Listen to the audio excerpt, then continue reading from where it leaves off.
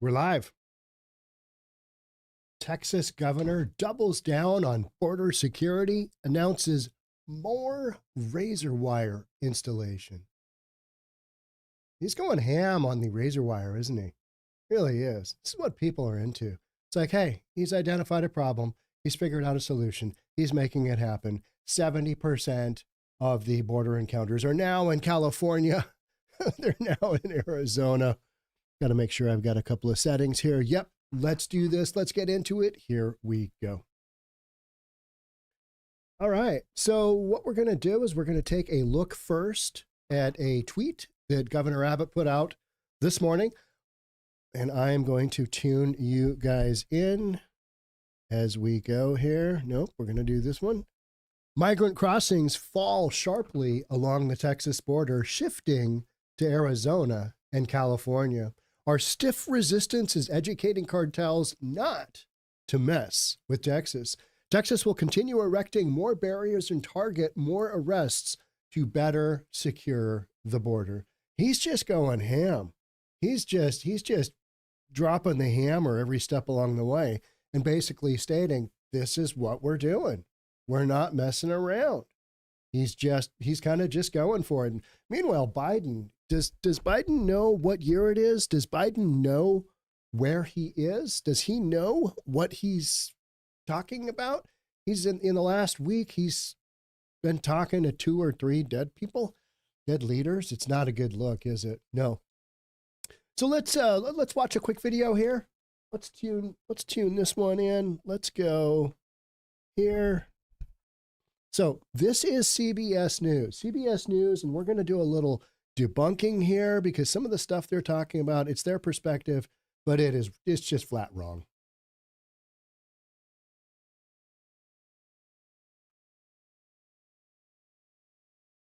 Okay.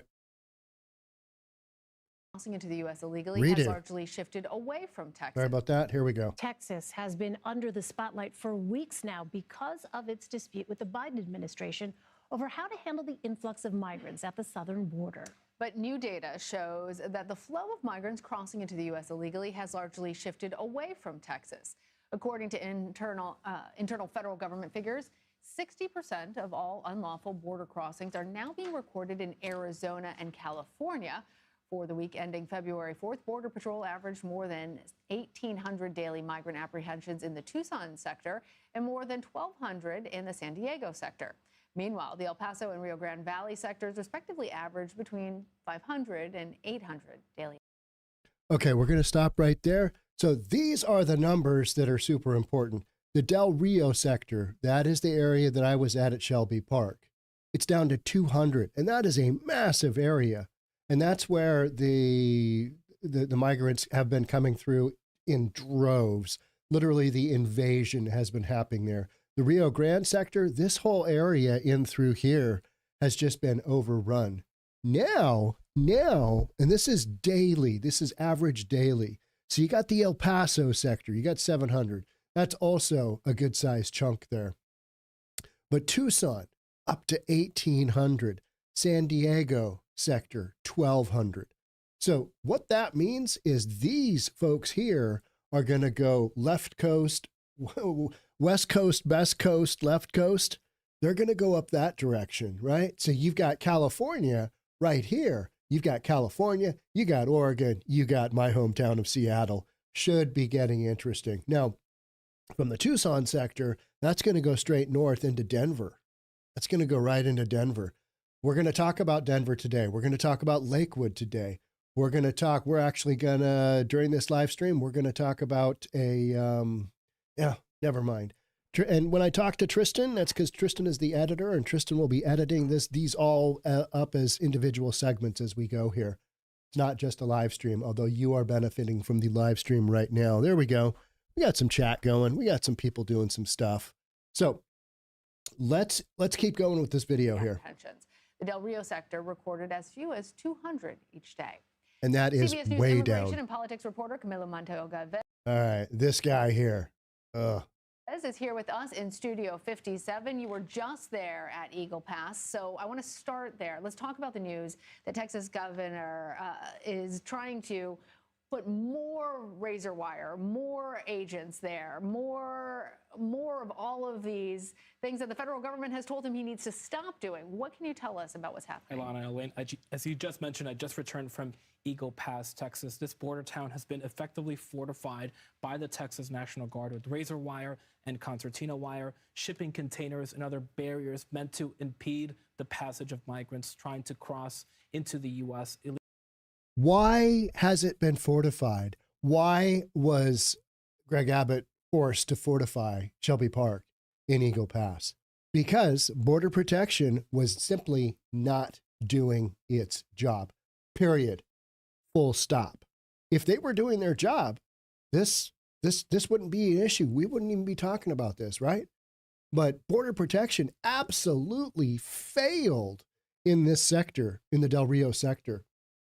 You had 4,000 people come through this, illegal immigrants come through this on December 20th. You had 22,000 illegal immigrants come through this sector the week before Christmas. In December, you had 302,054 illegal immigrants come across the southern border. If Border Protection was doing its job, this wouldn't be necessary, period. Legally, it essentially looks like a combat zone because of all of these troops. It looks like a combat zone because it's been an invasion site, period. I mean, And these news people. razor wire and other barriers impeding the passage of migrants. Now the governor of Texas, Greg Abbott, is saying that he will expand this operation to other parts of Texas to deter illegal crossings. And it's important to note that this area has not just been sealed off to migrants, it is also now preventing federal Border Patrol agents from processing migrants there because Texas argues that Okay, hear what he's saying there? Processing migrants. They're not preventing them from coming in, and the name of their outfit is Customs and Border Protection. What border are they protecting? Yeah, I don't know. Not the southern one. incentivizes more illegal immigration. The Department of Homeland Security is saying that this is preventing Border Patrol from doing its job, but Texas is arguing that it is. What job were they doing? When you're just literally hand-holding people into the United States, getting them into a van, taking them to a migrant center, and then shipping them off to wherever they want to go within the United States, hopefully far away from the southern border. Itself from a quote-unquote invasion. That is the term that Governor Abbott is using to describe the situation. We obviously have to underscore That razor there is wire. no military offensive being waged along the border, and that most of these migrants are not serious criminals, and they're certainly not armed. But obviously, illegal crossings are at record levels. So it's interesting because even as all of this activity Do you see how he throws in the they're not armed? You know, they're just mainly nice people. We're seeing more and more stories about the nice people coming into the United States, some of the ridiculousness that they're up to, right? is taking place along the border in Texas. I got to get this. How did this get in there? All right. I don't know where this came from. Can I get that out of there? Yes, I can. Let me just bossing this Texas. video. We're also seeing, as Lana mentioned a moment ago, a shift of migrants away That's right. from Texas. So what is behind that? Are these increased activities perhaps having a deterring effect? Well, as You Lana think? just mentioned, 60% of all unlawful border crossings are now happening in Arizona and California. That is a dramatic shift because Texas was one of the epicenters during this crisis level situation in December when over 300,000 migrants were processed in 31 days, a record high. That has changed dramatically. Governor Abbott will certainly take credit for this, saying that his razor wire, the shipping containers, and the other barriers are having a meaningful impact in deterring migrants. But it is also important to note that the Mexican government has recently ramped up enforcement in the interior of Mexico, deporting more migrants to southern Mexico, to the southern state of Chiapas, and also slowing down U.S.-bound migration. So it is a Okay, so he's going to say that it's a combination. I agree with that. However, the southern border also borders on California and Arizona. So when it's forcing folks, you know, upper left to go upper left, you know, the fact that Mexico is kind of doing its job at the moment, yes, but that would apply to all border crossings across the southern border, right? But the shift has happened, and 70% are happening in California and Arizona. Confluence of factors, not just one. Okay, because I want to ask you about that because there's so much rhetoric, and we did have a record high back in December, but That's right. now these numbers are plummeting. Overall, illegal crossings are really down this By past 50%, month. yeah. By 50%, right. and not just in Texas, but across the board. Yeah. Oh, what's going on? Well, one reason is the increased Mexican enforcement. Again, officials near Texas in Mexico are now deporting migrants to southern Mexico to deter them from crossing into the U.S. illegally. So they're taking them from, they're not quite getting across the southern border. They're getting to the northern portion of Mexico. And Mexico is, all right, do over. You guys got to move back. You guys got to move to southern Mexico. And so they're literally like restarting their migratory efforts.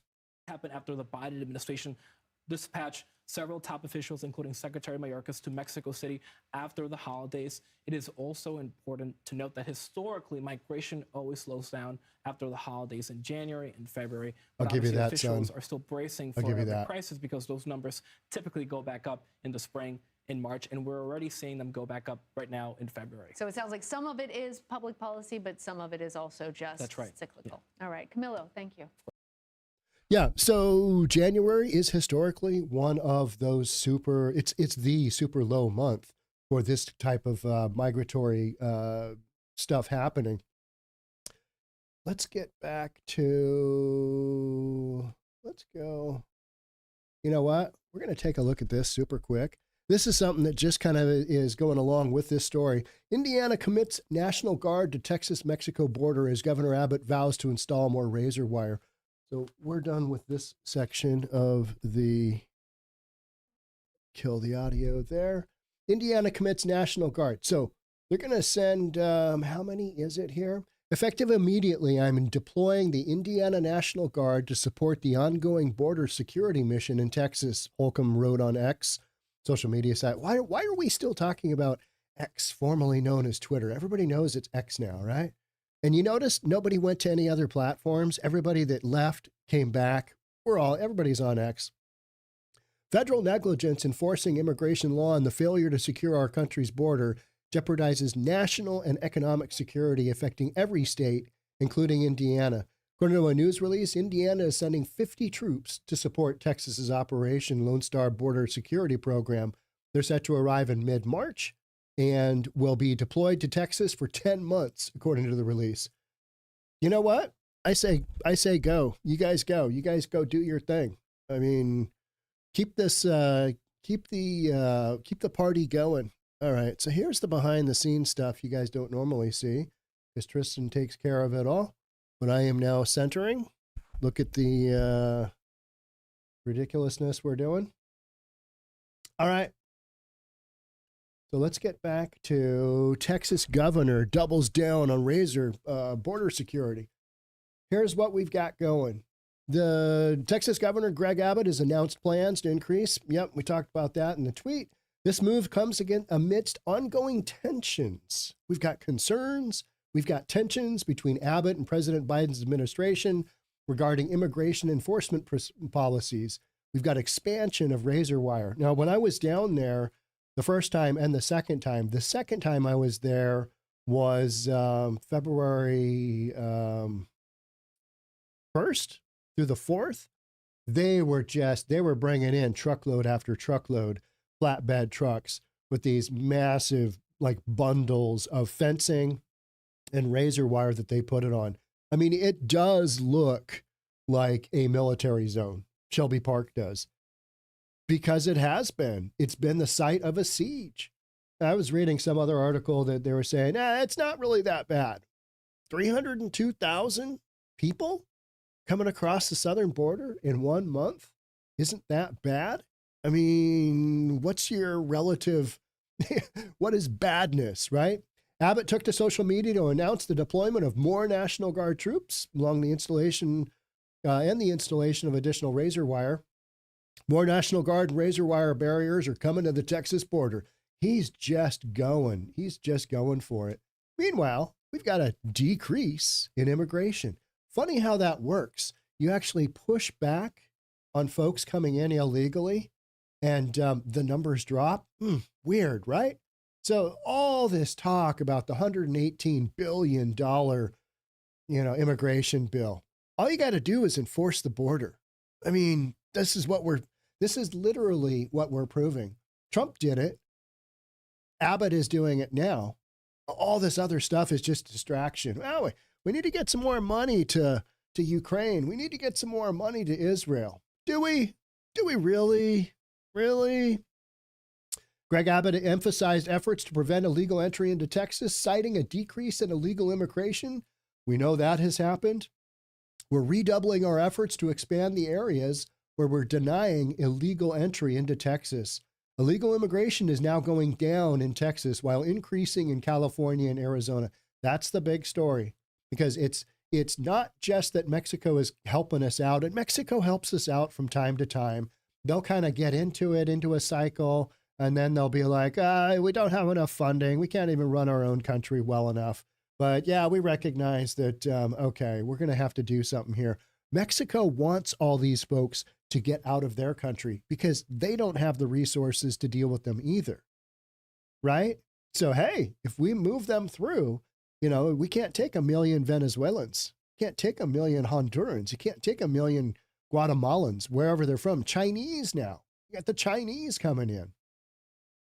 This is what we're doing. This is welcome to Joe Biden's America, right? It's like, what is the end goal here? That's what a lot of people want to question. What is the end goal? Why are you letting so many folks just come run rampant through, just have their way with the southern border? Aggressive measures to deter illegal immigration. All right. Yeah. I have no issue with what Greg Abbott is doing. I think it's great. It's like, all right, guy sees a problem. He creates a solution. He implements it. And he basically tells the federal government, who wasn't doing their job, this is what we're doing.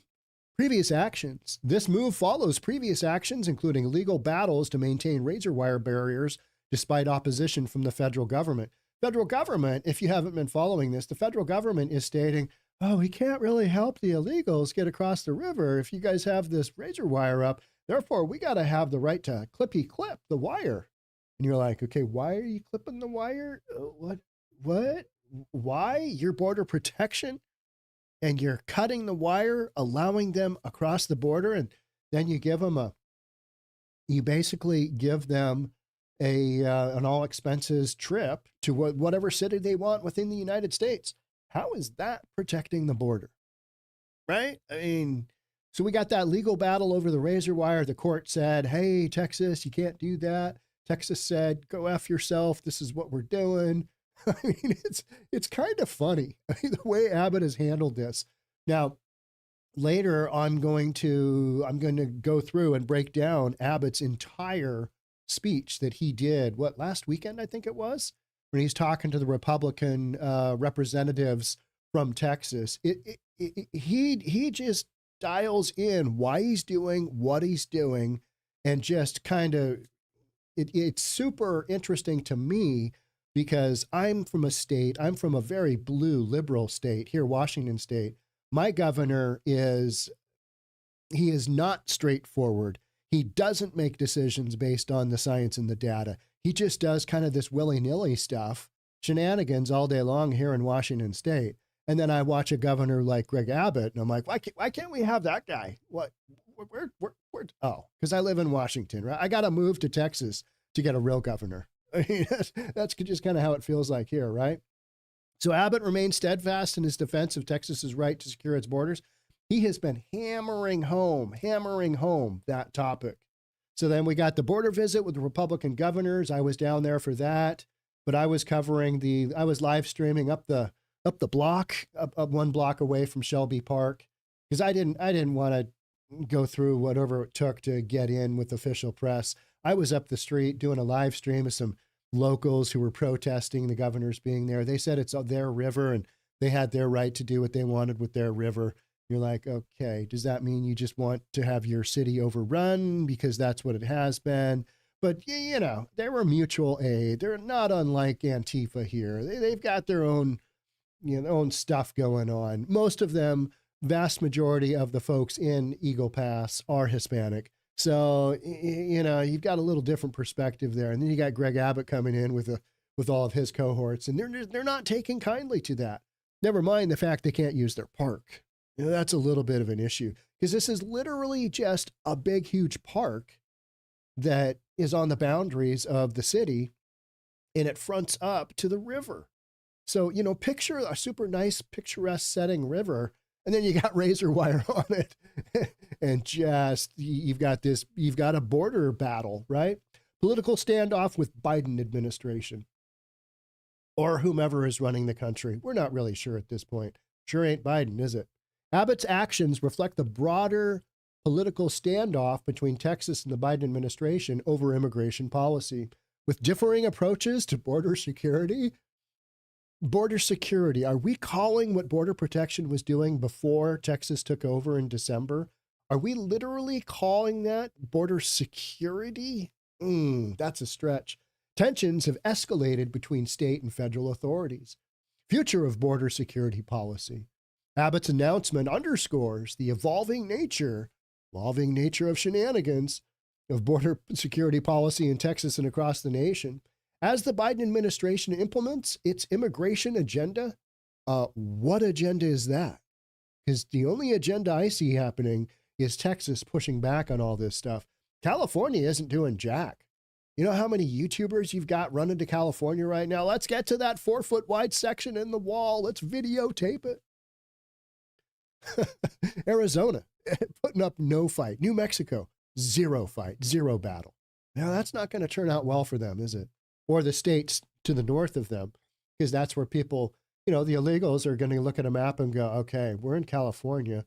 All right. Yeah, San Francisco. No, I don't think so. Bakersfield. No, not Bakersfield. Oregon. Let's go to Seattle.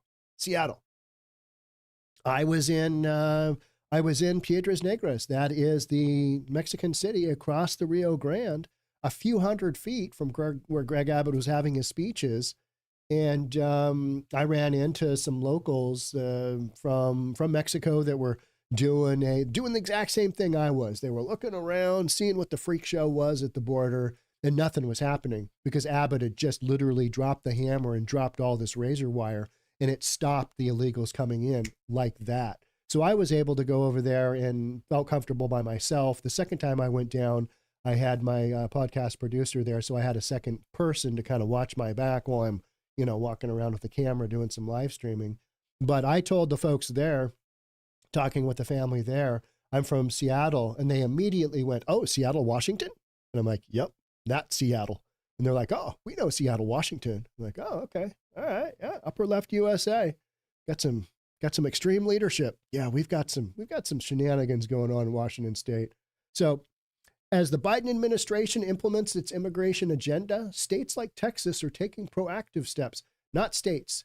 Texas is taking proactive steps to address border challenges independently.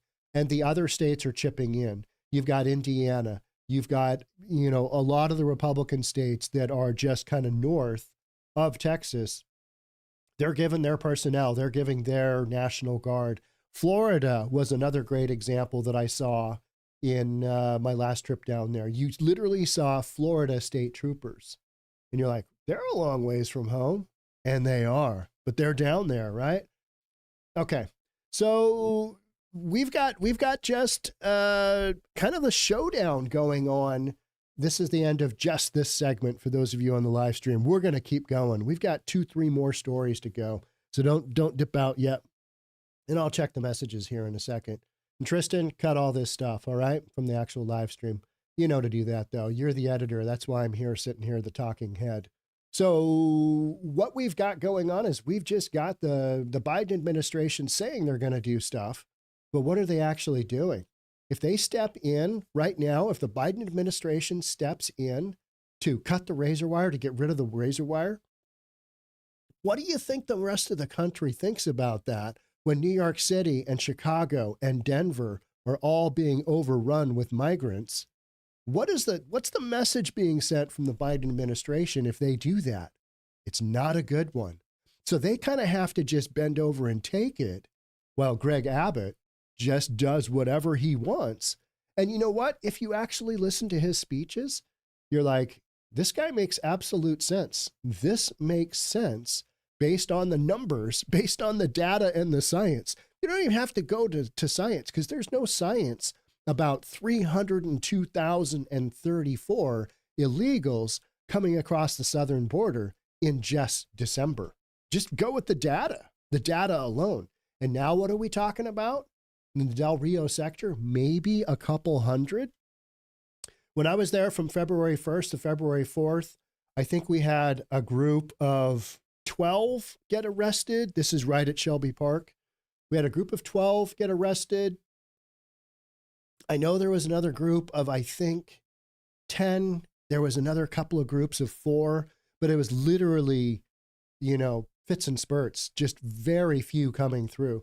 So whatever Abbott is doing, Abbott's stuff is working, and I hope he keeps it up. And I'm going to continue following this storyline because this is literally the United States of Texas versus the federal Biden administration. And it's a wild story. So you want to stay tuned to News for Reasonable People because we're covering it from here in Seattle, Washington. All right. Love to have you subscribe if you haven't already. Hit that notification bell. We're dropping 2 videos a day, Monday through Friday, once on Saturday and Sunday. We're also doing something new. We're doing a live stream where I am live streaming the contents of what I'm recording for the day. And we'll do that a handful of times a week as well. So look for those live streams because those are literally going to be your first opportunity to see the news uncut, unedited. Here we go. Thanks for being here. We'll catch up with you in the next one. All right, folks. What are we talking about over here? We got a little Jeff Grill. We got a little Samantha Taylor. We got Wild Bill. We got people doing stuff. John, you done a great job at the border. Plus, you got a nice.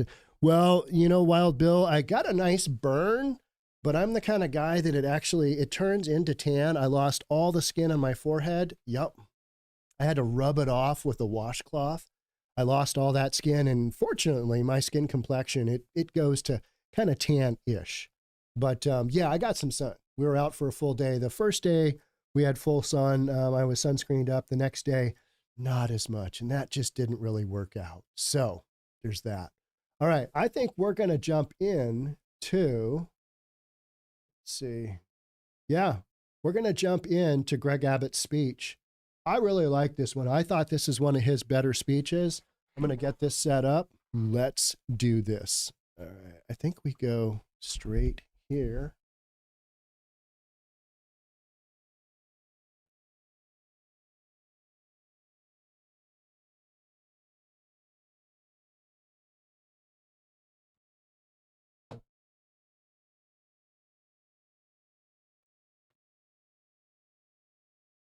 I got 18,000 buttons I got to manage. I got systems. We got updates happening. Those of you that were waiting for this live stream, thanks for your patience. We had to do a full system update because the software wasn't, technology stuff. Let's see where we are. Thank everybody for being here today. Okay. All right, I'll do my intro.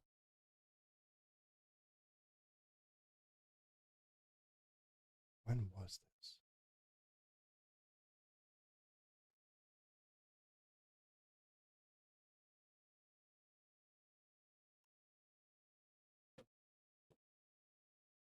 We're going to take a look. We're going to watch a speech that Governor Greg Abbott of Texas, he did in Shelby Park recently. He had a number of representatives from the state of Texas, and he really dials in why he is doing what he's doing, what his goals are, what his expectations are, and why he is doing this in the face of, the court system saying, you can't have that razor wire up. He's doubling down. Let's get into it. Let's watch this video. Here we go. All right. So this is Shelby Park. This is Texas. This is the weekend of the 4th, I think it was.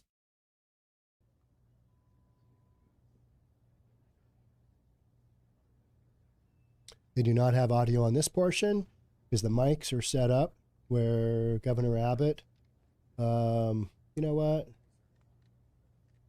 Tristan, I'm going to cut and we're going to get right to it. Let's go right here. Start here.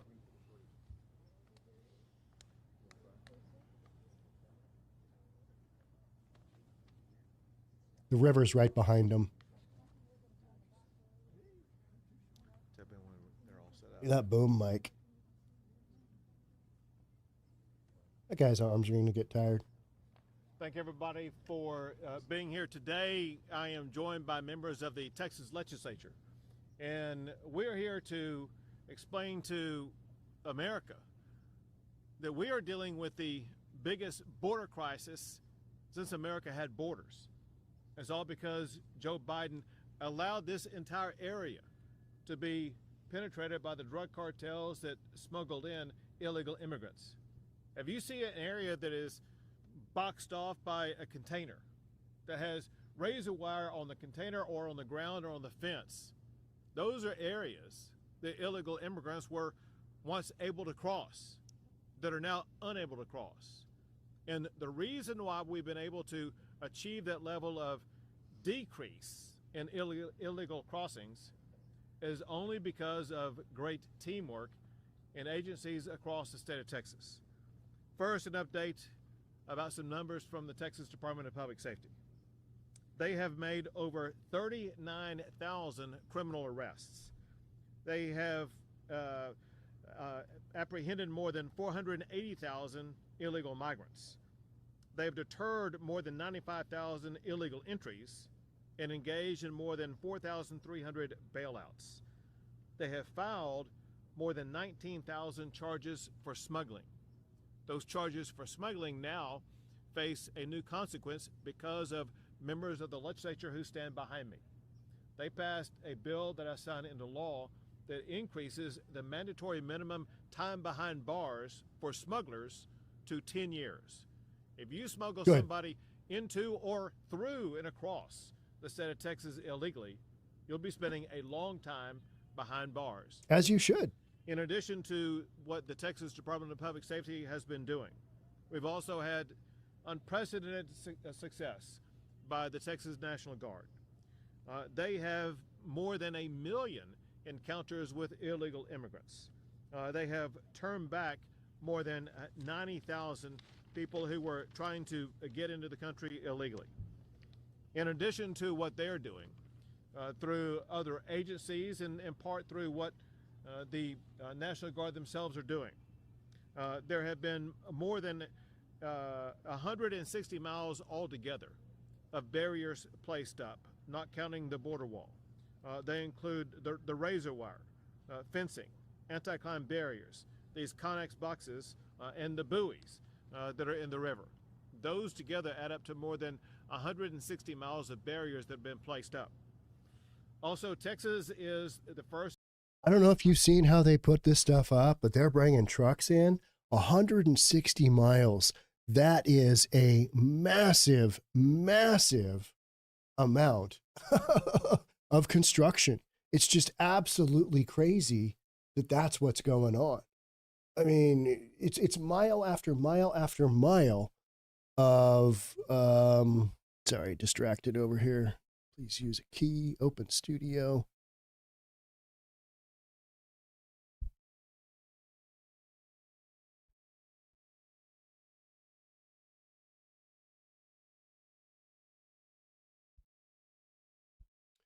It's what you get when we're doing the live stream.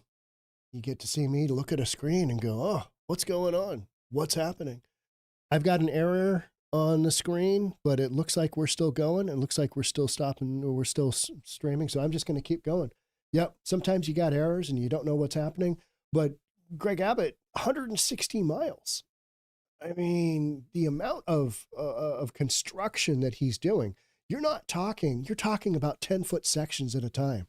Just chunk, chunk, chunk, 160 miles of those. It's literally a military operation. It is Operation Lone Star.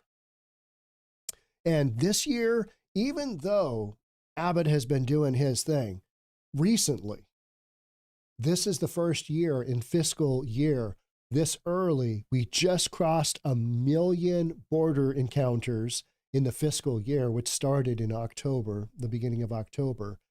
And so the numbers are way up historically because of what happened in December, November and December. The October, November, December, they ramped up, and in December there was just an all-time high.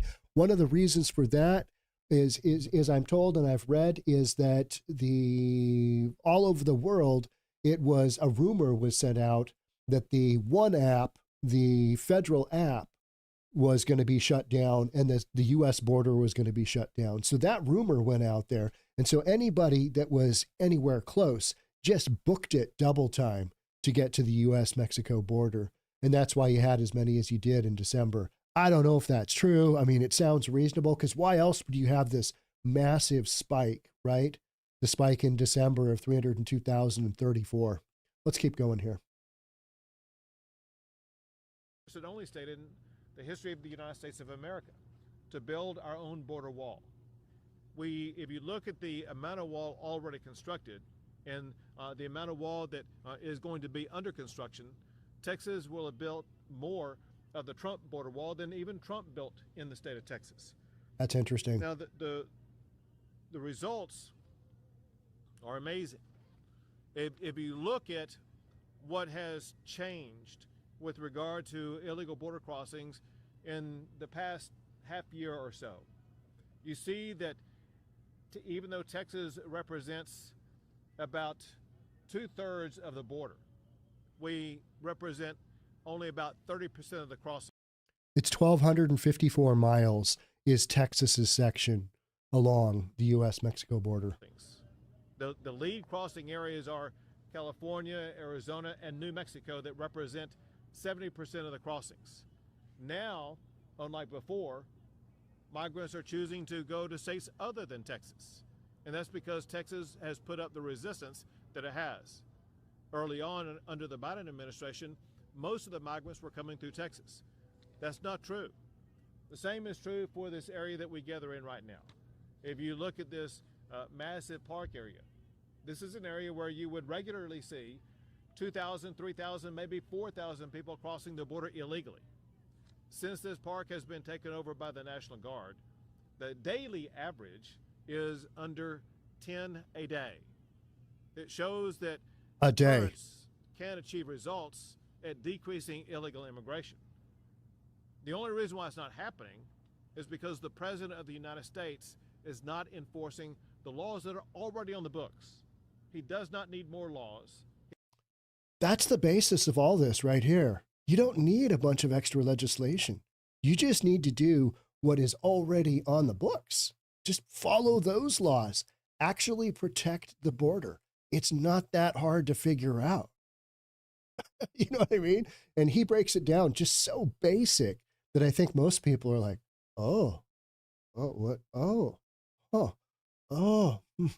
yeah. But anyway, let's get some more border legislation in there, and let's give some billions to Ukraine and Israel. And he has the tools in his toolbox to do exactly what Texas is doing, and that's to deny illegal entry into the country, which he is required to do by laws already passed by Congress. Part of the teamwork that we're seeing is tremendous leadership by the Texas National Guard to look forward about where we are going.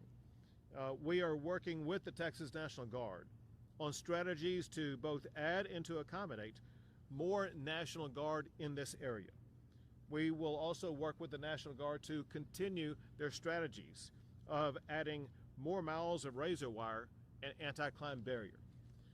To also recognize another branch of government in Texas that is a partner in this effort, and that's the legislative branch. The tools and strategies that DPS, the National Guard, that I and others have to do anything to secure the border would not exist if it weren't for the efforts of the members of the Texas House of Representatives. I want to have some of them speak at this time, including the Chair of House Appropriations, Chairman Greg Bonnet. Thank you, Governor. Governor, thank you for your leadership on this issue. I remember in mid-2021, the governor asked to visit with me in his office. He had already initiated Operation Lone Star, And what he shared in that visit was that the problem at the border was of a magnitude that we had never before experienced.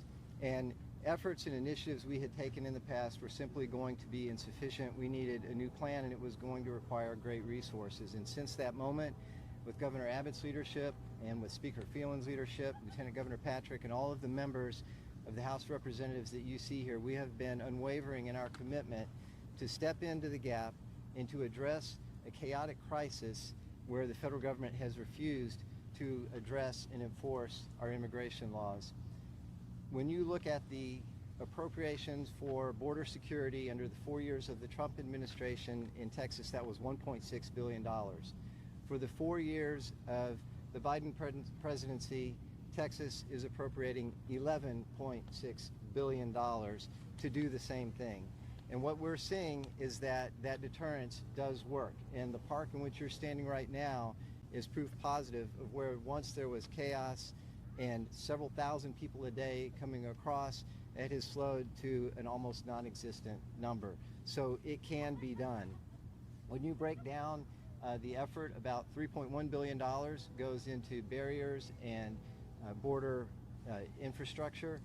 About $200 million, because Texas has banned sanctuary cities in our state, goes to transporting illegal immigrants to sanctuary cities in other parts of the United States. And the balance is spent on the Texas Military Department and the Department of Public Safety for human resources and operations, and we thank them for the great work that they're doing. And the thing that everybody should understand is that the governor, the speaker, lieutenant governor, and all of the members who you see before you stand firmly committed that as long as there is an absence of the federal government doing its job to secure our international border, we will step up and take their place. Thank you very much. Next is Representative. So I think what's super interesting to note is that all of these individuals are working, they're all on the same page. They're like, okay, we get it. So, because here in Washington, if you had one entity that was doing something slightly wonky, you'd have other entities going, that's not what we're doing. And you'd have some other entity going, oh, yeah, double up. I mean, it would just be there's no coherent effort. In Texas, you've got, public safety, you've got military department, you've got the state troopers arresting people because they have the ability to now get these illegals in front of judges, and judges, they're going to go through this system where they basically deport them. I mean, so even if you have all of what Abbott is talking about, you've got the razor wire, you've got the manpower at the border, you've got to have this backbone of the legislative system, which they have, which Texas has said, no sanctuary cities. We're not doing that. That's not what we're doing. And by the way, if we arrest you, if we get to you first before Border Protection does, so now it's literally a race. So does Border Protection pick us up, or does Texas National Guard? Because if Texas National Guard does, they're going to turn us over to the state police, state troopers, and we're host. We're going to get deported. That is what's going on. And that's why immediately the pressure has been put on the borders elsewhere, New Mexico, Arizona, California. So that's why initially Greg Abbott had the 15 Republican governors. Number one, they went down there. They were there the weekend I was there. And then they had this group of representatives. So he's doing kind of regional, all the Republican governors that are supporting him one weekend, and then another weekend, couple of weekends later, he's got the people that are the legislative backbone behind him. And that's what we're looking at right now. Representative Spiller. Yes. Come on up. There you go. Texans know that the Biden administration has completely failed and refused to secure our border and enforce federal immigration policy. Our cries for help, our demands for help have been ignored. We've had enough in Texas. And so with my help, I carried, and we, with the group here today, passed, and with Governor Abbott's signature, passed SB 4, the strongest border security bill in the history of our state and the history of our nation. For the first time ever, we're allowed to prosecute people coming into our state illegally from a foreign nation if they cross at someplace other than a lawful port of entry. It's a landmark bill that allows Texans to protect Texas, allows us to return those that arrive here illegally and to prosecute and incarcerate those that refuse to comply. And so Incarcerate. it's completely constitutional because it's in compliance with the precedent set in the Arizona case. It's not preempted by existing federal immigration law. It's not in conflict with federal immigration law that's in place. And mostly, Texas has the constitutional right and authority to secure its border. And so we're proud of that bill. The Biden administration continues to fight us. They're spending more effort to fight us than they are to secure the border. And we look forward to that fight in the court. I know his Department of Justice has filed a suit to contest that. To that, I would say bring it. We're ready for that fight. Bring it. So I would look forward to continue with the opportunity to work with this group of conservative representatives to continue to protect Texas and our country. Look forward to working with Governor Abbott and his leadership. We thank him for that and the job that he's done so that Texas leads the way to show others how we protect our state and our country. Thank you, Representative. Don't Now, mess Representative with Fox Texas. Claire. Every single legislator standing here represents a border district because every one of our districts is impacted by what comes across this border. Every state in our country is a border state because there is no state in the United States that is not impacted by the drugs, by the weapons, and by the humans that are trafficked across this border. American children are dying every day of fentanyl in every single state that comes across this border. Women who are being trafficked across this border are sold into sex slavery every day and trafficked through the cartel network across our country. And let me make one thing very clear. There is not a single person coming across that is free. Every single one of them is paying a very dear price to the cartel. They are paying with their money, they are paying with their bodies, and they are paying by being sold into indentured servitude. And President Biden is not just supporting it, he is encouraging it. Instead of protecting Americans, he is protecting the cartels.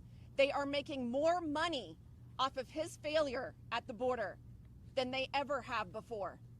And Governor Abbott and the How do you even, that is the case. That is literally what's going on. How, as the Biden administration, do they defend this?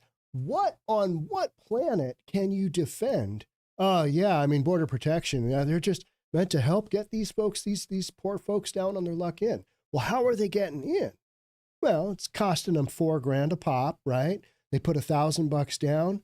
And cartel gladly will carry it, especially for the cute ladies, carry that $3,000, right? They're going to get their money. Cartel is going to get their money. And so now you've got all of these illegals coming into the United States, and they've got all these connections on money that they owe. So, you know, what do you say about border protection when this is literally how it's going and what's going on? How can the Biden administration come back with, well, we really need to cut this razor wire and help these folks get in? In what world does that make sense? Because now the narrative has changed. All these folks in these sanctuary cities, they're seeing resources dedicated once to them now being sent to these illegals that have massive debts that are affiliated basically with the cartel, whether they like it or not. How do you justify all this? It's a really bad look, isn't it? It's no longer the southern border's problem. It's no longer Texas's problem. It's the rest of the U.S. And the fentanyl that's gone through, I mean, look at me. I'm a perfect example. I'm all the way up in Seattle. My son took a Xanax bar and died. Seattle's about as far away from the southern border as you get on the West Coast. You got Bellingham a little further north, but as far as big city goes, we're the end of the road. And it's impacting things hugely here. mainly because we've, it's Seattle, it's Freeattle, and yeah, all that stuff. Let's hear what else she has to say. Texas legislature are stepping into that gap. And let me tell you, we will not give up. Texans are no stranger to being put under pressure, to having to stand up for what we believe in. And this is our moment. Governor Abbott is supported by Republican governors from across this country, many of whom are sending troops here to help us. The real heroes are the DPS officers in the Texas National Guard who are serving every day away from their families to make sure that Texans and every American are safe. And the legislators behind me are ready to give the governor the tools and the resources and the funding that he needs to keep this fight going. This is the #1 issue, not just to my district, not just to this state, but to Americans across the country. And so to every American out there, Texas has your back. Governor Abbott has your back, and Governor Abbott is doing the job that President Biden refuses to do, and we will never give up. Thank you so much. Thank you very much, and a big thank you to all these members of the Texas legislature. Texas would not be in a position to do what we're doing without them and the laws they pass, the efforts they've undertaken. And so I thank all of you all very much for what you've done, for being here, and what we will continue to do. With that, we'll take a few questions. Governor, the presser that we were sent, he talked about an announcement. What was the announcement? How we already heard that announcement, or is there something else that you would like to add to, the importance of being here with all of us here? Well, for one, the importance of the people who join me today is the fact is the wire that you see preventing illegal entry, the Connex boxes that you see, the soldiers that you see, the Texas Department of Public Safety that you see, none of that would be here but for the people who stand with me today. As far as future announcements, listen, we being my office, we're working with the Texas National Guard on strategies to make sure that we're going to find ways that we will be able to both add and accommodate more soldiers being deployed in this area. And more details will be provided in the future. At what point, Governor, would you be willing? You're a Christian person. A lot of people, even Democrats are Christians, something like that. So, without going too deep into religion, there will be a moment where you'll be willing to sit down and have a conversation, at least with the opposite side, as to meet me here, I'll meet you there. Is there a possibility of that? So let's be clear about two things. One is I've attempted that. I have provided 8 letters to President Biden and his administration. This is good. Asking for certain actions. I've received exactly 0 response. One of those letters I handed to him personally, to his hand. It was a single page. It was not complicated, and it explained exactly what needed to be done in order to secure the border. At that same meeting, I handed the exact same letter to Secretary Mayorkas, who said that he would work with us, and of course he has not. So the Biden administration has done nothing to work with us, despite me reaching out. Mayorkas is too busy getting impeached On 8 different times. That said, there is a key factor that we insist on, and that is the beginning of our discussions starts with the enforcement of the rule of law. There are laws on the books as we speak right now that don't need to be added, that don't need to be changed, that do 2 things. It denies illegal entry into the United States of America, and it requires the president, the executive branch, to detain them if they do get in illegally. Those 2 laws are not being followed. Negotiations begin once the Biden administration starts enforcing the laws.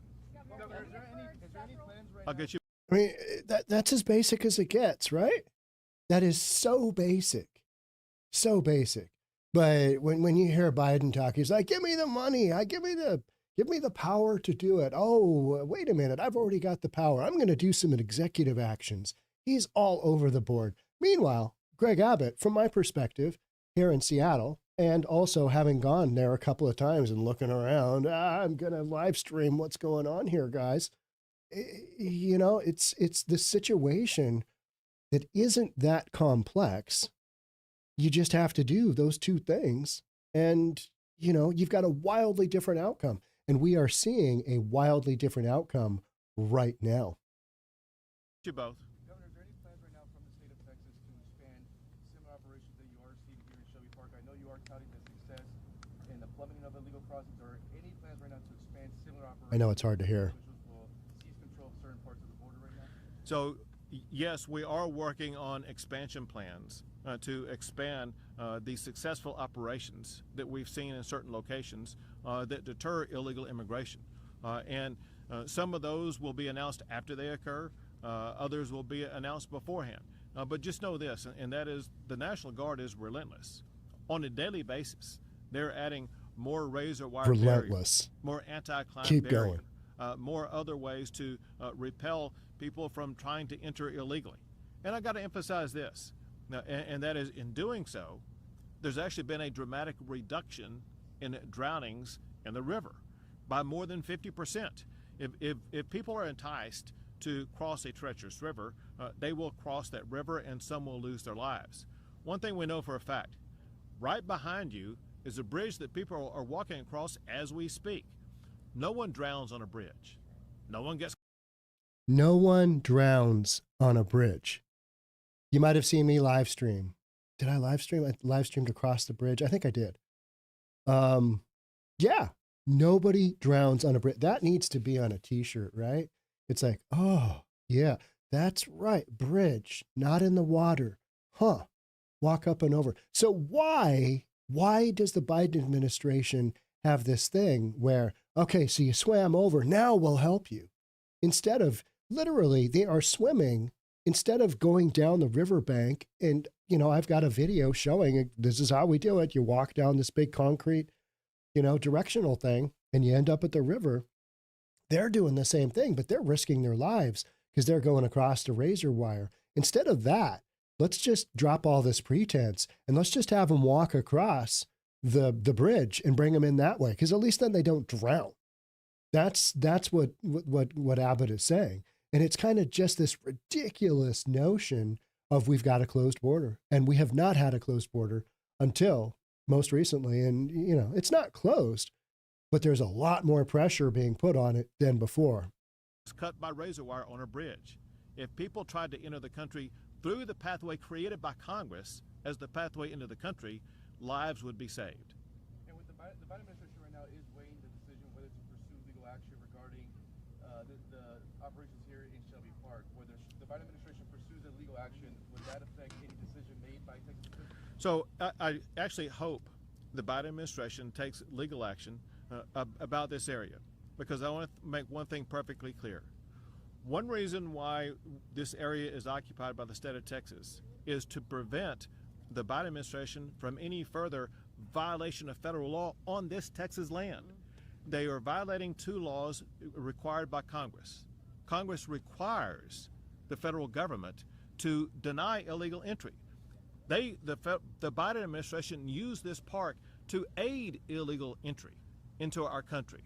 And then secondly, you saw the masses, the thousands that they allowed together in this park for processing and then to be sent elsewhere in the United States. That's mass parole.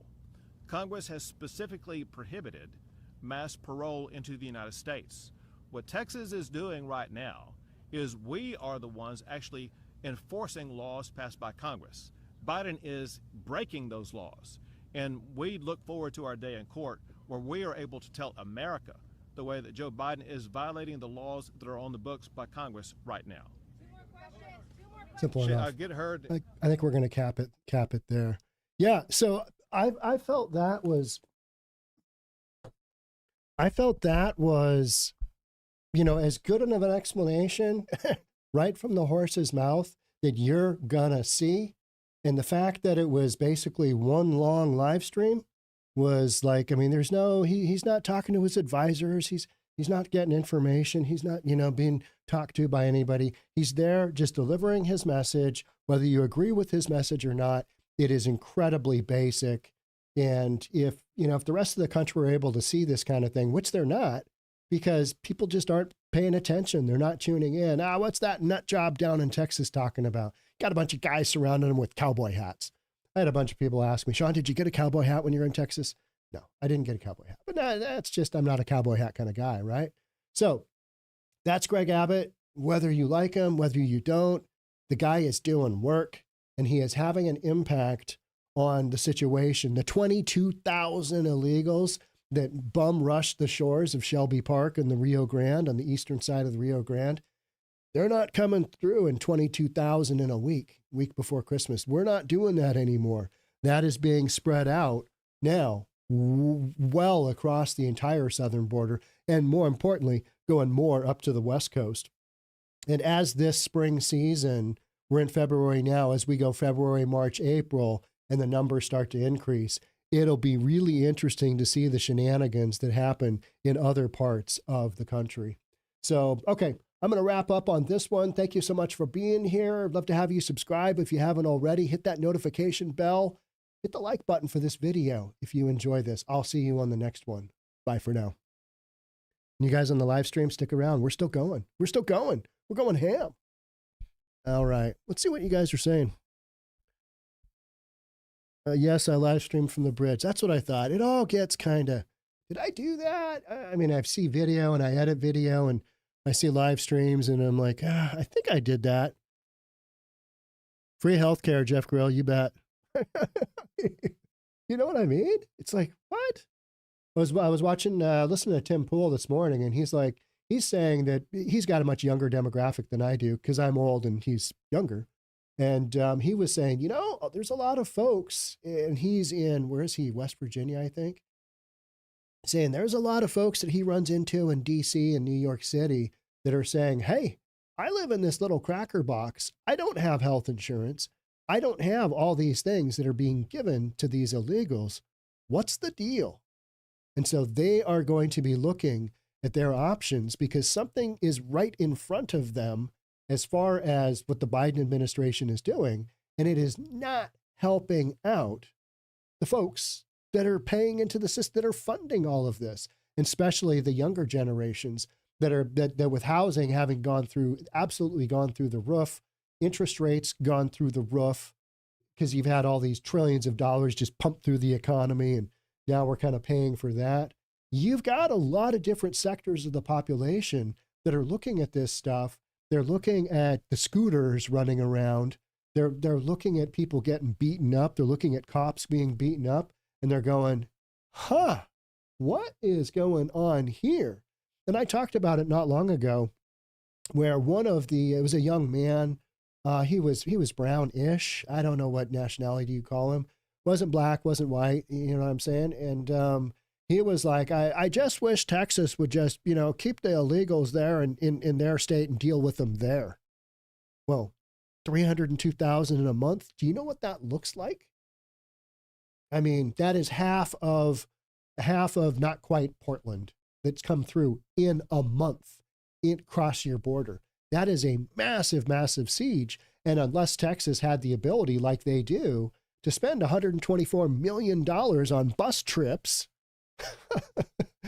so many of these folks would be sitting in Eagle Pass. And Eagle Pass is a city of 28,000. And you had 22,000 come through in a week. So, you've got this notion from the rest of the country. They just, why doesn't Texas just take care of them? Well, because how many million have come through since the Biden administration took over? 15 million, 16 million have probably come through the country, somewhere in there. Insane numbers, right? Absolutely insane numbers. Hey, I've got the chat replay here on my screen now. That's cool. All right. Let's take a look. You know what? This is funny. Let's go to this. Let's watch this guy. This is New York City. This isn't a migrant, but this is Alex Jones. This is a guy who has set himself up for success. He's really got to take a number 2, and he's just going to do work right there. This is Joe Biden's America. Here we go. I got to that's going. Look at this piece of shit. This is on 5th Avenue and 43rd Street, bro.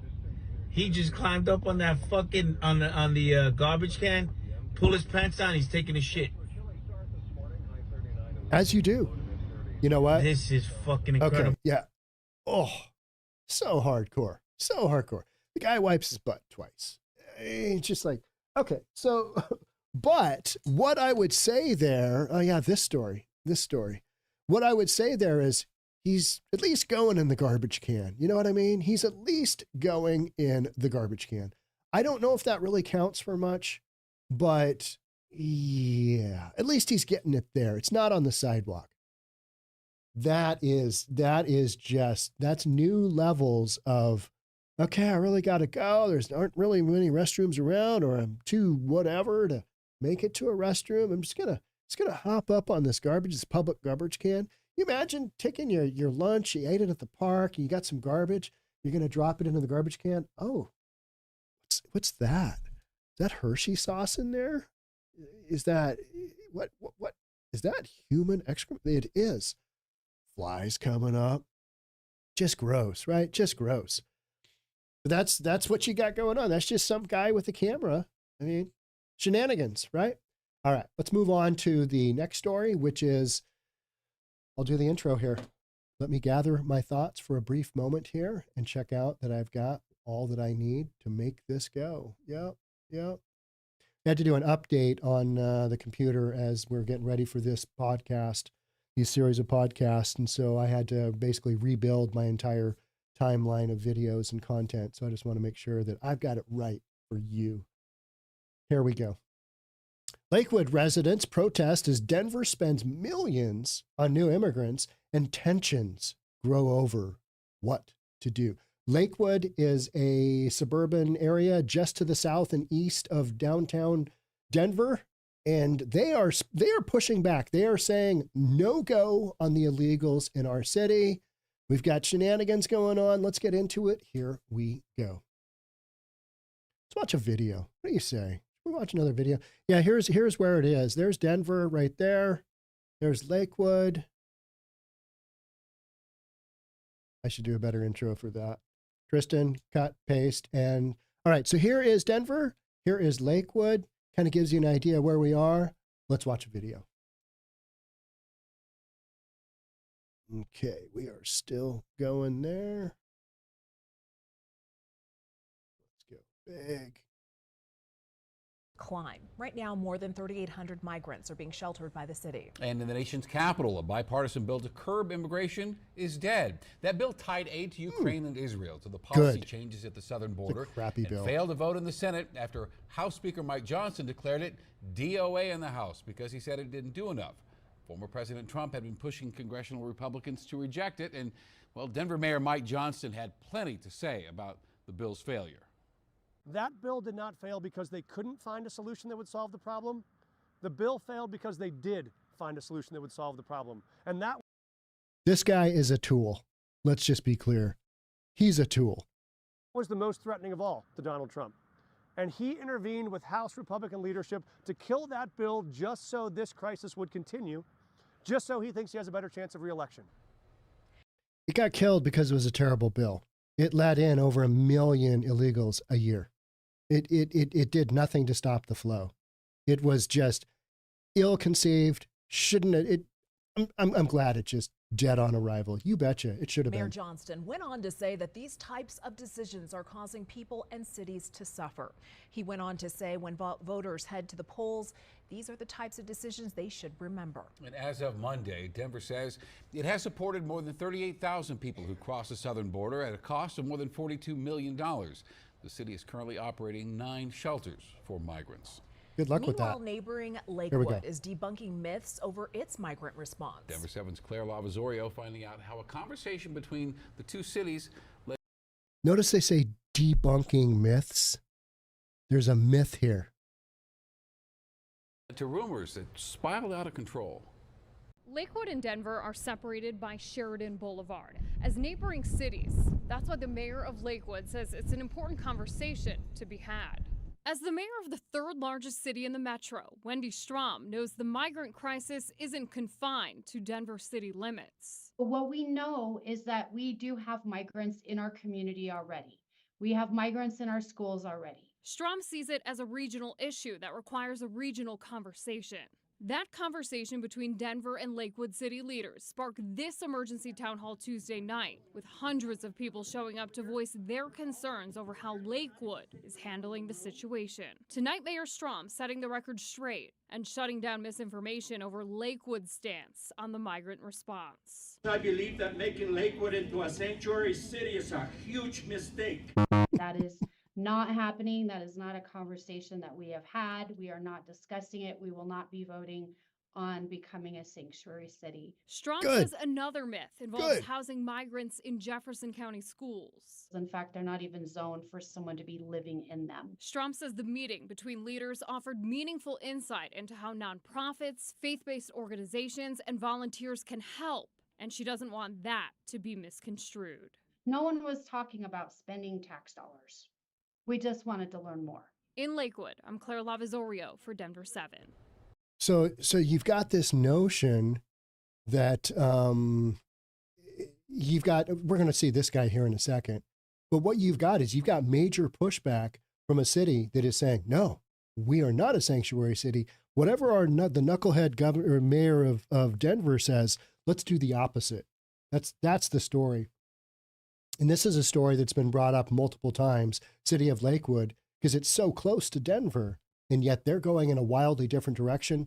Let's hear from Fox. Let's hear from this guy right here. What do you think this guy's going to say? Is he going to say, come on in? Let's bring him on in? I don't think so. Here we go. We don't have the tax base to handle it. It's a money pit, and you guys are responsible for our money. Don't screw it up.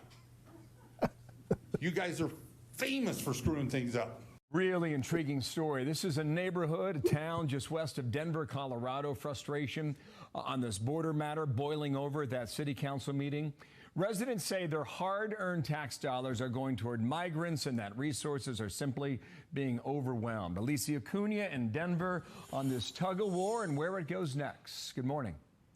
Good morning, Bill. Yeah, the crowd was at capacity at the Lakewood City Council meeting last night. This is a community of roughly 154,000 people, about 7 miles west of Denver. And folks who live in that suburb came out to voice concerns over actions they say their city is taking amid worry it could lead to an influx of immigrants. This as the city voted on a housing plan and whether or not to accept a $9.3 million grant for a, quote, navigation center for the unhoused.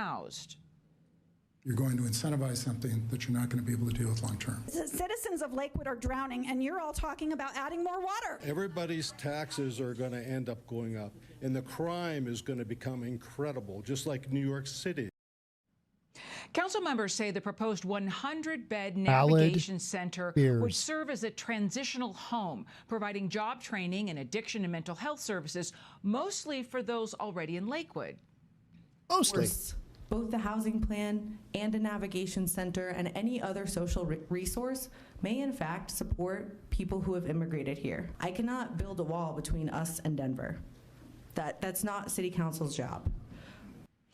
Lakewood city manager says they have had one informational meeting with Denver officials on how Lakewood can help with Denver's homeless and migrant overcrowding, and said there are no concrete plans to provide housing or services to those populations. Lakewood City Council meeting went on for 7 hours, and late into the night, the proposed navigation center grant was accepted with a vote of 10-1. Well, okay, from Lakewood it goes. Lisa Cunha in Denver, Colorado. Thank you.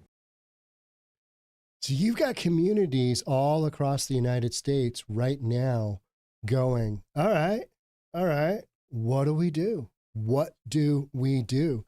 Because you've got people, got to get this teed up for you here.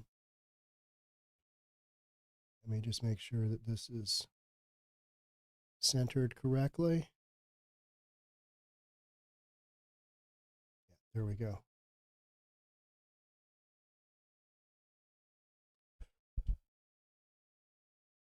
You've got communities all over the United States that are close to these major sanctuary cities. And yet these smaller cities, smaller towns, they don't have the resources to do what the big city is not able to do already. The big cities are already struggling. Denver being the prime example in this case. Denver just struggle bus. One of the stories that I continually see is how many folks are out in intersections doing, the illegals are doing the scrub people's windshields down so somebody gives them a quarter, 50 cents, a buck, whatever. That is literally how they're making, what little money they're making to go and do whatever. But you're seeing that en masse, and you're seeing that in New York City. You're seeing that everywhere that's been a big sanctuary city and has gone down this road of bring them all in. It's great. This is great. This is great. Until there's pushback. And I think what you're seeing in Lakewood is you're seeing initial pushback to hell no, we are not going to have our city overrun. We don't want our city's taxpayers' dollars. And that's why it took them 7 hours to get through the meeting, because they wanted to be able to have everybody speak. And I am guessing the vast majority of residents in Lakewood basically stated, we do not want them here. We can't afford to take them on. And if you can't afford to take them on, don't bring them in. It is irresponsible. And that's the kind of conclusion I think you're seeing a lot in a lot of places throughout the country. But they had that whole deal when they went down the road of, we love everybody, bring everybody in, it'll be great. We'll just have a big kumbaya moment. And, we'll just all solve immigration together. And then millions of people stream across the southern border, and these sanctuary cities are going, we don't have the money to make this go. So Lakewood residents protest as Denver spends millions on new immigrants, and tensions grow over what to do. Yeah, dozens of people gathered hours before Lakewood City Council meeting Monday night, and as the meeting time approached, the chambers and overflow areas were full with people sitting all the way up the staircase. You could kind of see that in the background, right? Up the staircase going up to the second floor of the city administration building. It was an unusual scene at City Council, but it was an example of something becoming more common in Colorado's cities. Along the Front Range, some of the residents see Denver spending large sums of money in order to support new immigrants and are increasingly voicing concerns the same will happen in their cities. In El Paso County, commissioners declared the area would not become a sanctuary, and in Aurora, councilors also heard concerns on the issue Monday night. This is happening in real time right now all across the country in areas that have proximity to big sanctuary cities, because the overflow is going to happen. All right, we can't quite get to Denver, and you know what? Denver's all booked out. We can't get into housing there. Let's go to there. And, some rumor starts, and hey, they're giving out free Mercedes-Benzes in wherever. Let's go there. Well, so much of this stuff is just based on rumor. And, the telephone game, one guy says it to the next guy, and eventually it comes down as, they're giving away Mercedes. In all these places, the concerns are largely premature, since neither Lakewood, Aurora, nor Colorado Springs has taken steps like opening shelters or providing significant monetary assistance to arriving immigrants. In Lakewood, but the residents voicing concerns also see their opposition as preemptive. That's what's happening. You've got just a ton of preemptive stuff going on. Nope, we're not doing that. This is not the road we're going to go down. In Lakewood, they want city leaders to take steps to actively deter people from coming. For example, by ramping up policing. And so that is the underlying storyline you are seeing now, because there's been so much media coverage of places like Denver. Denver's been kind of the poster child. And a lot of that has to do with they're about a 600-mile jaunt due north of the border, the Tucson sector, 600 miles, and boom, you're in Denver. So you've got a big city spending millions of dollars, and people see Denver as an opportunity. Hey, let's go to Denver. Let's try it out. And I think you're going to see way more activity here on the West Coast because of literally where they're coming in now. They're avoiding that Del Rio sector. They're avoiding so much of the Texas border because Texas is, no longer just bending over and taking it. They're ramping up and they're going down this road of, no, that's not what we're doing. And if the Biden administration doesn't agree, we'll see you in court. And that's where we sit. Denver has helped 38,505 new immigrants who've arrived since late 2022, spending about $42 million on temporary shelter and other services. Okay, so you got 38,000 since late 2022, basically a little over a year. You had 22,000 illegal immigrants, come through Shelby Park in the week before Christmas. You had 22,000, and Denver's already capping out with 38,000. So you can kind of see the sheer numbers that eventually trickle into communities throughout the U.S. But you see the starting point in Texas, just insane. So they've spent about $42 million on temporary shelters and other services. Thousands of the new immigrants have chosen to move on to other cities. Some have gone to Aurora, where a coalition of nonprofits has provided services. On February 9th, Denver Mayor Mike Johnson announced temporary cuts to some city services in order to fund the immigration response. I'm sorry, what? We're doing what? No. But that is exactly why residents in these communities are having a little bit of pushback, and the ones where it's already taking impact. So, maybe your garbage service, we're going to go every other week. No, we're not going to go every week. We're going to go every other week. I'm totally making that up. But residents are sitting there going, okay, we're already paying for all this with our tax base. And now we get fewer services. Why the illegal immigrants, they get more? How does that work? It doesn't. It doesn't pencil. You've got some bleeding heart liberals out there. This is the greatest thing ever. We can help our fellow human being. But the vast majority of tax-paying citizens are like, this doesn't make a lot of sense. How does this benefit me? Why am I working my ass off to fund all this ridiculousness? And so that's why you got a 7-hour meeting, right? In dozens of public comments and in interviews outside council chambers, people expressed fears about crime and the costs of public services and housing. Legit fears. They're very legit fears. See what's on this side. Not actively seeking sanctuary status while actively proposing to accept tax money to provide sanctuary to the unhoused is dishonest. Ooh, those are shots fired, right?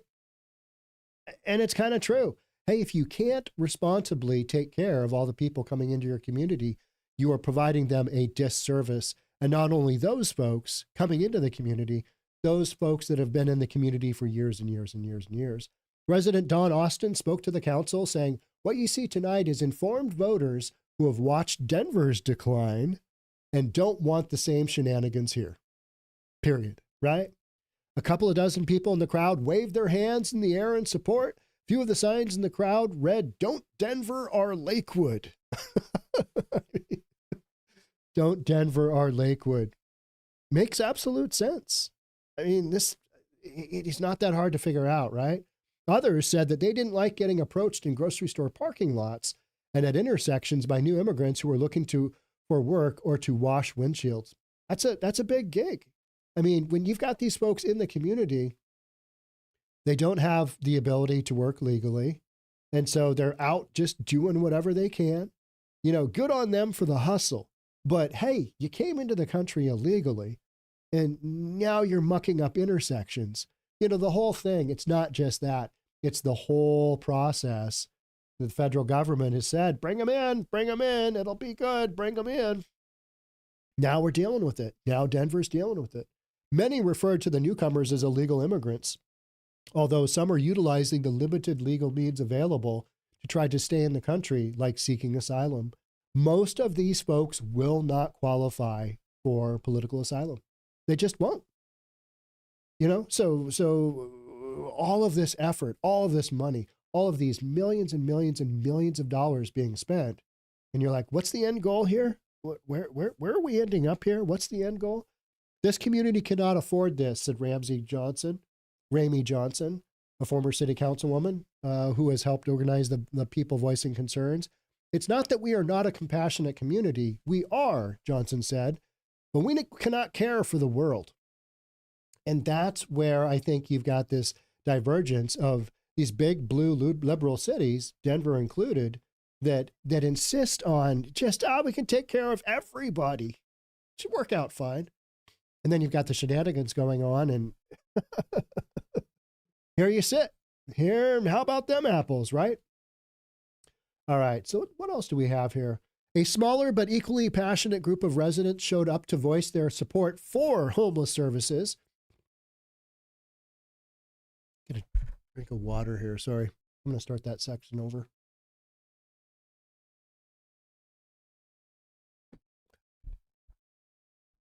A smaller but equally passionate, Tristan cut, and let's go with a smaller but equally passionate group of residents showed up to voice their support for homeless services and the compassionate treatment of new immigrants.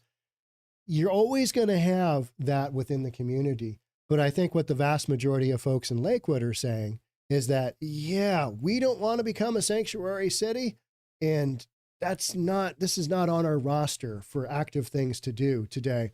Sandy Weathers said that she's a daughter of an immigrant from Mexico. About the newcomers, she said, these folks are just trying to survive, but they haven't come in legally. That's the bottom line. That's the point, right? She said that she appreciates concern about how taxpayer money is spent, but she believes the U.S. owns part of the responsibility for creating the circumstances that have driven people to leave their home countries. So the U.S. caused Venezuela to collapse.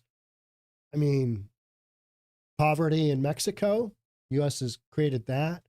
No. What's happening in Honduras, what's happening in Guatemala, what's happening in the Darien Gap, what's happening in, all of these countries, that's the U.S.'s fault. Imperialism, I guess we're going to go there.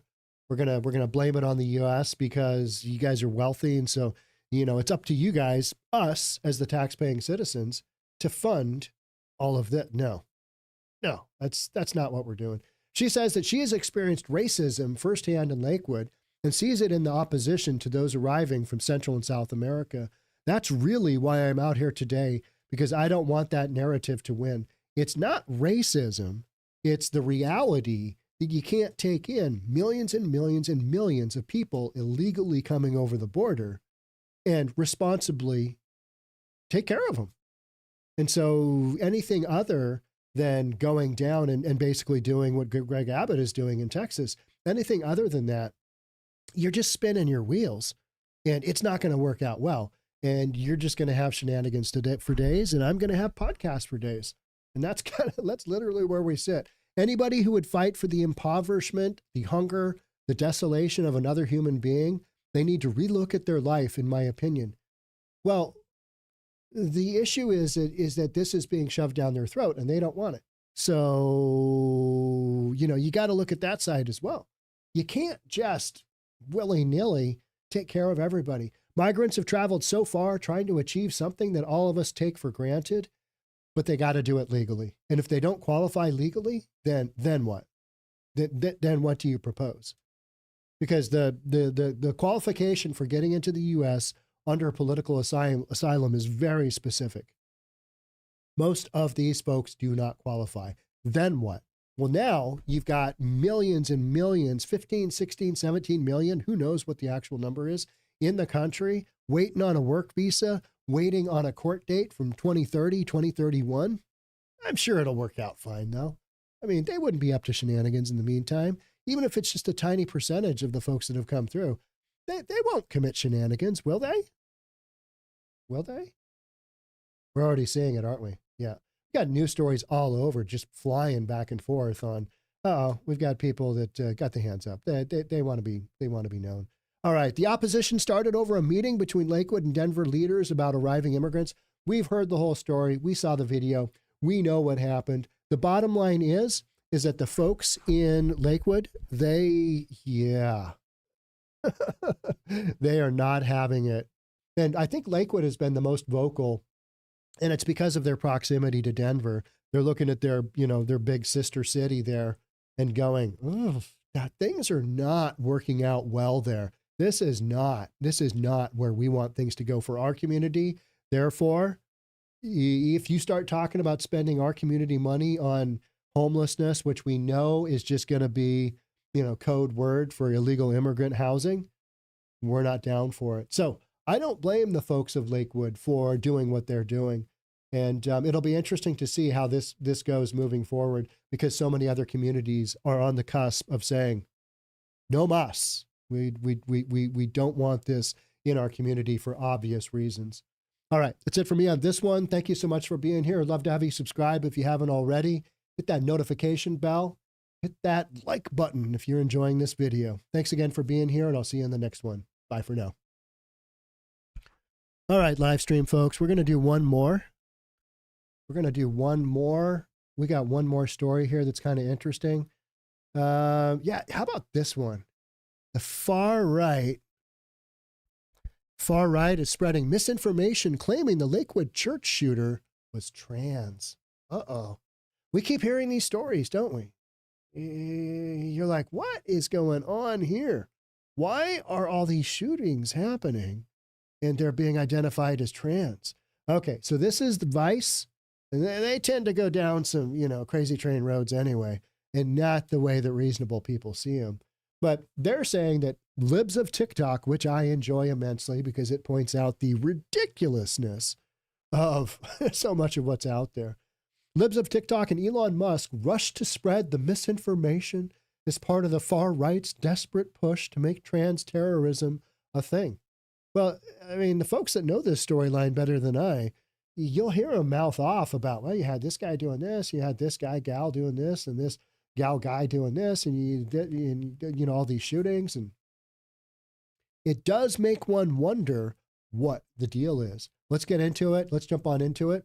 The far right is desperate to make trans terrorism a thing.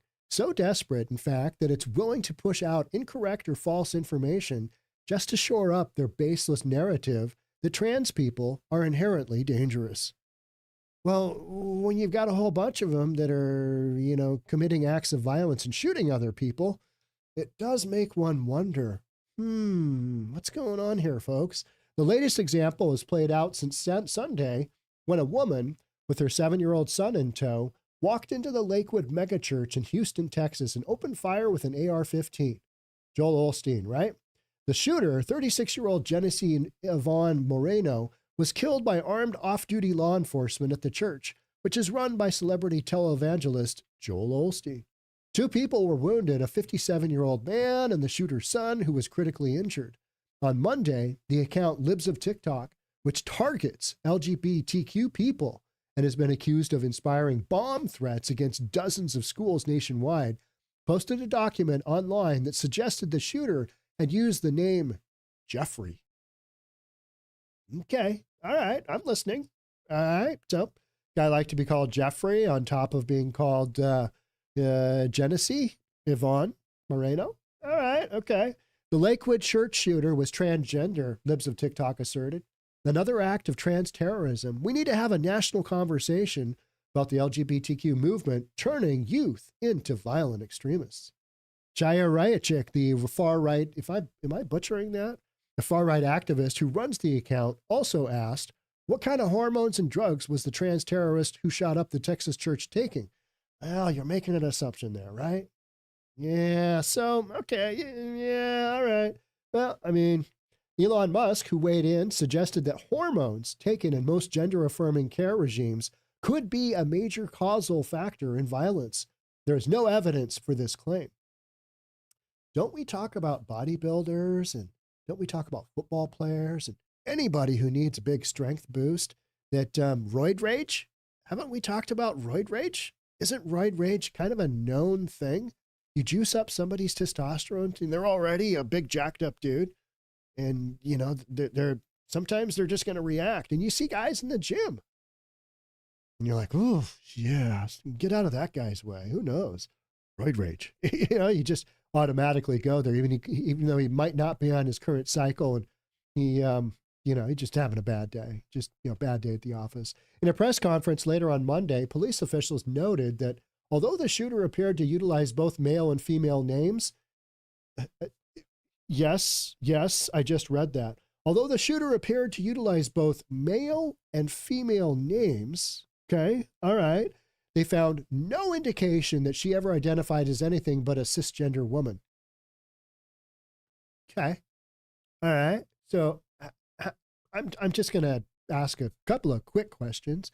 So how many cisgender women do you know that that go by Jeff, that go by Jeffrey? What about like cisgender women that go by like the name Bob?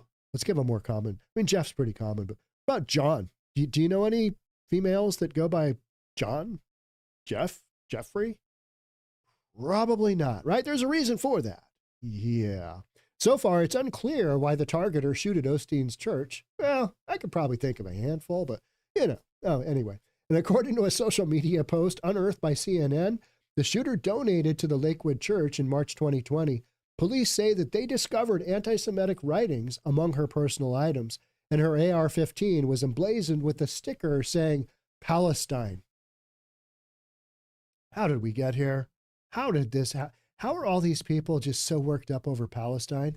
It's because the media has fed to them this concept of, we got to overcome the oppressors, and the oppressors are Israel. Police also said there was some sort of familiar dispute that took place between her ex-husband and her ex-husband's family, some of whom are Jewish. All right, so you got some conflict, you got some shenanigans going on between the family, and you got somebody who's cisgender woman, but she's going by Jeffrey. I mean, if that makes sense to you, then we're not questioning the article here. We're just working through our options as to the truth. And yeah. Anyway, let's move on. The shooter was also being treated for schizophrenia. All right. Okay. So we got a schizophrenia, somebody suffering from schizophrenia who is a cisgender woman going by Jeffrey. All right. And she's got an AR-15 that has Palestine on it, even though some family members are probably Jewish. I don't see what the problem is. I mean, I really, this should be fine. There's no shenanigans here at all, right? This is according to a Facebook post by her ex-mother-in-law, Rabbi Wally Carranza. Carranza described her as a very sweet and loving woman, except when she's got that schizophrenia thing going and she's all juiced up on the roids. And she's got that Palestine AR-15 and she's commanding everybody call her Jeffrey, except for that part. And railed against the fact that Texas does not have a red flag law in place that would allow concerned family members to remove firearms from people believed to be a danger to themselves or others. The shooter legally purchased her AR-15 in December 2023. I wonder if it says Jeffrey on the gun paperwork. Is it Jeffrey or the other? Don't know. Not really sure. The shooter had a particular kind of schizophrenia that caused her to become violent. Okay. All right. Carranza told KHOU, a CNN affiliate, she threatened her husband, my own son, and we still couldn't get intervention. In addition to having an extensive history of mental health troubles, the shooter has a long criminal record, which includes, among other things, forgery, theft, assault of a detention officer, and unlawful carrying of a weapon. All right.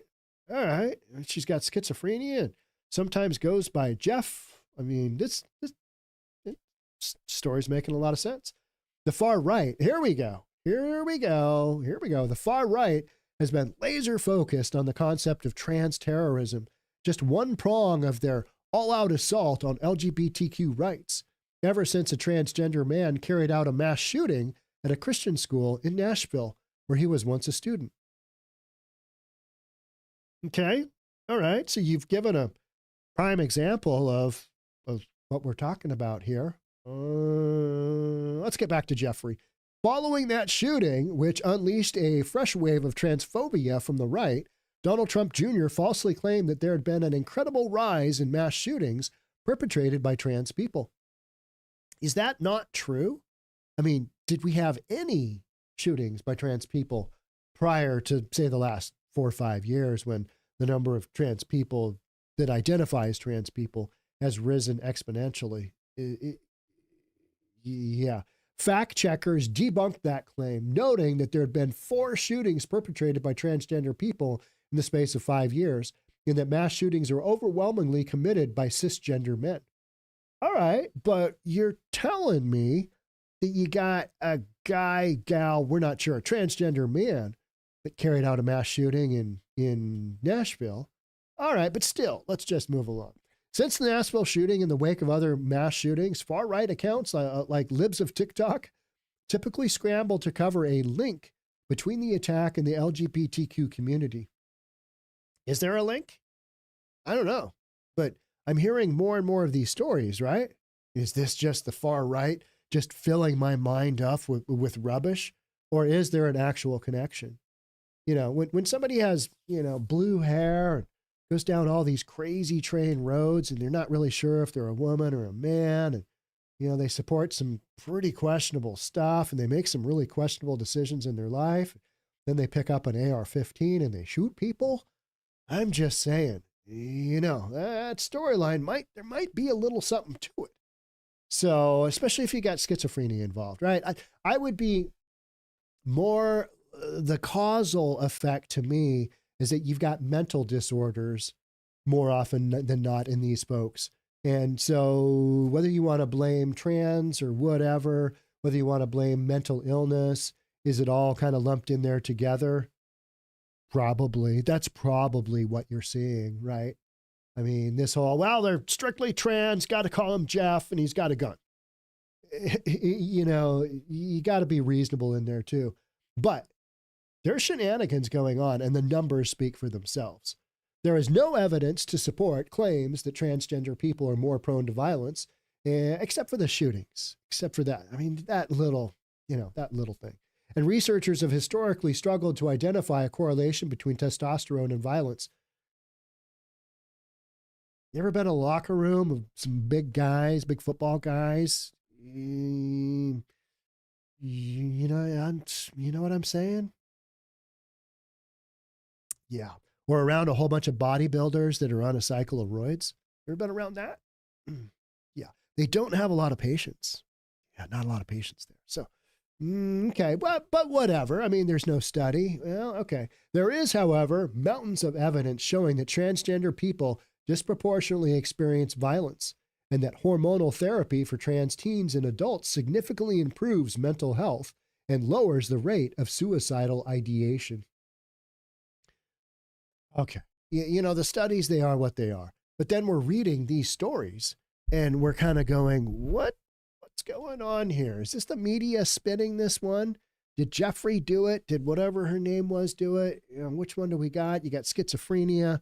I mean, you don't really know. But the fact is that these stories keep happening time and time again. And the far left keeps trying to push it off. And the far right's like, yep, there's another one. The reality is somewhere in the middle, isn't it? You got shenanigans going on, for sure. I was reading a study on, a UCLA study on the explosion of LGBTQ plus members within California. I mean, that is literally exponentially going up. You got the 0.8 going to the 1.6 to the 2 point something. And I think it was Bill Maher. Bill Maher said, eventually everybody's just going to be a member of the alphabet people. And based on these numbers. So with that, what I'm saying is statistically, it wouldn't be that crazy for the levels of violence to increase just based on a numerical number. I'm just throwing out ideas here. I'm just spitballing here. Whether it's that or these people are just really messed up in the head. Yeah. It's schizophrenia. So much of what you see on the streets of Seattle, so much of what you see in Portland, San Fran, anywhere where people are just whacked out of their minds and not getting the help that they need. Schizophrenia. I mean, that and bipolar, right? And you get on a cycle of medication and then you can't get off that. And you start to take some meth and you start to take some fentanyl and boom, you end up dead. I mean, that is what we see time and time and time again. They were trying to self-medicate and get themselves out of a big mess. But yeah, so this is a story that I normally wouldn't read, but I'm reading it for you here on the live stream. What did you guys think of the live stream? I'm going to cap this story right here, and I'm going to check out the comments here for a second. What time is it? 1:20? Yep. Let's do a handful of comments. Let's see what you guys are talking about. The studies are bull. Chief Keef, tell me what you really think. I think the studies are bull as well. I really do. So fact checkers, there are connections. Probably are. There probably are, right? I mean, this stuff isn't just randomly happening. This is on the go. This is a daily occurrence. And then every now and then you'll see one of these news stories where things just kind of pop up and shenanigans count 12. Now it's 13. How about that? All right. What do you guys think of, I'm going to probably start to do more of these live streams because I'm already doing it. You're looking at what I do every single day. Maybe not to this extent, but this is literally what I do. And oftentimes I'm like, cut. Because if you've got the ability to work with an editor and get what you want out there, I probably do way less of that on a live stream because you're like, well, it is what it is, and it's a go. So I'm going to probably do more of these, and we'll end up monetizing this at some point in time. But for right now, we're going to do these live streams, and this also helps me get better on the whole live stream thing. So thanks for being here. Let's see what else we've got. It's okay to teach your kids the alphabet anymore. John Saylor, I do not know. Can we say alphabet? Is saying alphabet, is that somehow, are we being disingenuous to the alphabet people? What can we say? We need a big checklist of what we can and can't say, the alphabet. Kids, here's the alphabet. I mean, here are letters that are sequentially from A to Z. You can't really say the alphabet, people, right? So, all right. So we're going to keep doing the live streams. Thank you so much for all being here. We'll figure out a system. We'll figure out a schedule. And yeah, I'm going to go eat some lunch. How about that? Thanks for being here. I'll catch up with you on the next one. It might be tomorrow. So check in. Make sure you're subscribed. All that good stuff. I'll see you on the next one. Bye. How was that for an ending? Bye. We'll see you on the next one. Thank you. Bye. Now I got to hit the stop stream.